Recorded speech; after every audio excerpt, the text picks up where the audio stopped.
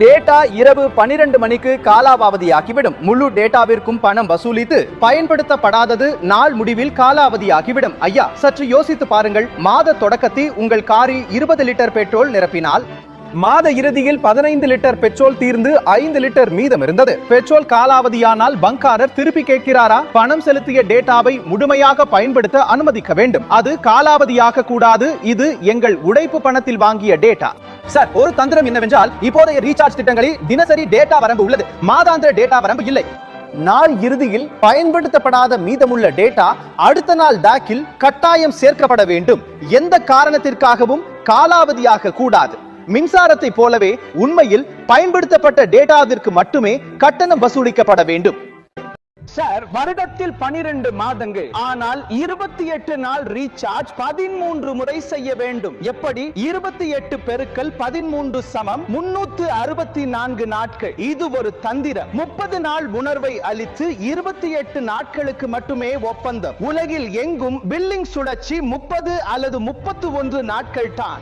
உங்கள் மாத சம்பளம் 30 அல்லது 31 நாட்கள் கொண்ட மாதத்தின் அடிப்படையில் இருக்கும். ஆனால் டெலிகாம் ஆபரேட்டர்கள் 28 நாள் மாத கணக்கில் ரீசார்ஜ் திட்டங்களை விற்கிறார்கள். இதன் மூலம் ஒரு வருடத்தில் உங்களுக்கு ஒரு கூடுதல் ரீசார்ஜ் முடிந்த பிறகு அழைப்புகள் துண்டிக்கப்படும். சார், ப்ரீபெய்ட் பிளான் காலாவதியானதும் மொபைல் ரீசார்ஜ் வேலிடிட்டி முடிந்ததும் உங்கள் குரல் துண்டிக்கப்படுகிறது. போன் என்னுடையது, சிம் கார்டு என்னுடையது, நம்பர் என்னுடையது. சார், ரீசார்ஜ் முடிந்தால் வெளிச்செல்லும் துண்டிப்பு சரி, உள்வரும் துண்டிப்பு அநியாயம். சார், உங்கள் 1 கிலோ லக்கேஜ் எடை அதிகமாகிவிட்டால் ஏர்லைன் உங்களிடமிருந்து ஆயிரக்கணக்கான ரூபாய்களை கூடுதல் பெட்டி கட்டணமாக வசூலித்துவிடும்.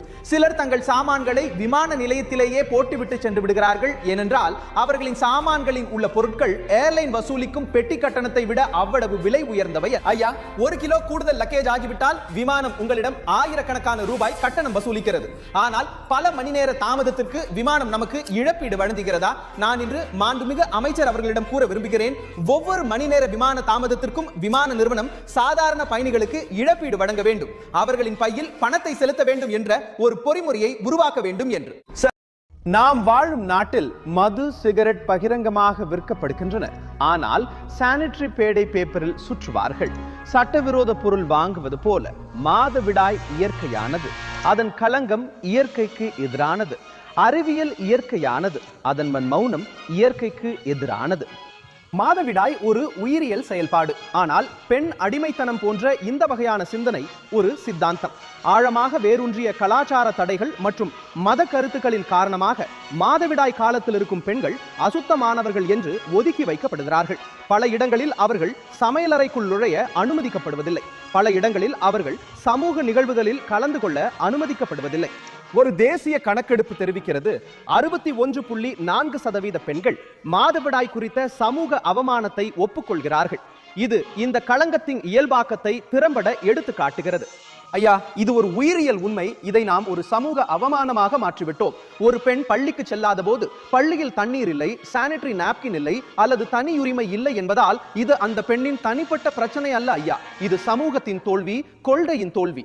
பள்ளிகள், அங்கன்வாடி மையங்கள், பொது சுகாதார மையங்கள் மற்றும் ஆஷா நெட்வொர்க்குகள் மூலம் மலிவு விலையிலான அல்லது இலவச மாதவிடாய் பொருட்கள் வீடு வீடாக சென்றடைய வேண்டும். மாதவிடாய் ஆரோக்கிய கல்வி குறித்து பள்ளிகளில் பேசப்படும் போது பெண்களுக்கு மட்டுமல்லாமல் சிறுவர்களையும் இந்த பாடத்திட்டத்தில் சேர்க்க வேண்டும். ஏனெனில் மாதவிடாய் ஆரோக்கிய கல்வியில் சிறுவர்கள் மிக அரிதாகவே சேர்க்கப்படுகிறார்கள். மேலும் சமூகத்தின் மௌனத்திற்கு ஒரு முக்கிய காரணம் என்னவென்றால் பள்ளிக்கு செல்லும் சிறுவர்கள் மாதவிடாய் ஆரோக்கியம் குறித்த அறிவியலிலிருந்து விலக்கி வைக்கப்படுகிறார்கள் என்பதே.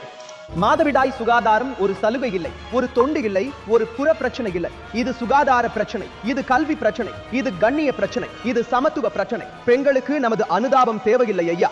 பெண்களுக்கு சமத்துவம் தேவை. பெண்களுக்கு மௌனம் தேவையில்லை. பெண்களுக்கு கண்ணியம் தேவை. பெண்களுக்கு அடையாள அரசியல் தேவையில்லை. பெண்களுக்கு உரிமைகள் தேவை. இந்தியாவின் நுகர்வோர் சந்தை ஒரு பெரிய நோயால் பாதிக்கப்பட்டுள்ளது. அது தவறான பிராண்டிங் மற்றும் பொய்யான விளம்பரம் என்று அறியப்படுகிறது. நாம் ஒரு பழச்சாறு பாட்டிலை வாங்கும் போது அதன் முன்புறத்தில் புதிய பழச்சாறுகளின் பெரிய ஜூசியான பழங்களின் படம் இருக்கும். ஆனால் அந்த பழச்சாறு பாக்கெட்டின் பின்புறத்தில் சிறிய எழுத்துக்களில் எழுதப்பட்டிருக்கும் அந்த படம் சந்தைப்படுத்துதல் நோக்கத்திற்காக மட்டுமே என்று. மேலும் நம் நாட்டின் நுகர்வோர், குறிப்பாக நாட்டின் இளைஞர்கள், இந்த பானங்கள் ஆரோக்கியமானவை மற்றும் சத்தானவை என்று நினைத்து உட்கொள்கிறார்கள். ஆனால் அவர்கள் சர்க்கரை கரைசலை குடிக்கிறார்கள் என்பது அவர்களுக்கு தெரியாது.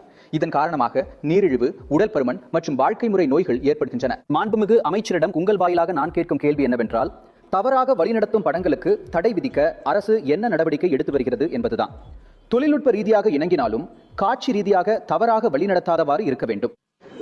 அதிக சர்க்கரை அறிவிப்புகள் பாக்கெட் முன் வைக்கப்படுவதை எப்படி உறுதி செய்வது? மேலும் இது பழச்சாறா அல்லது சர்க்கரை செறிவூட்டி பதப்படுத்தி கலந்த பானமா என்ற வகைப்பாடு தெளிவை எப்படி உறுதி செய்வது?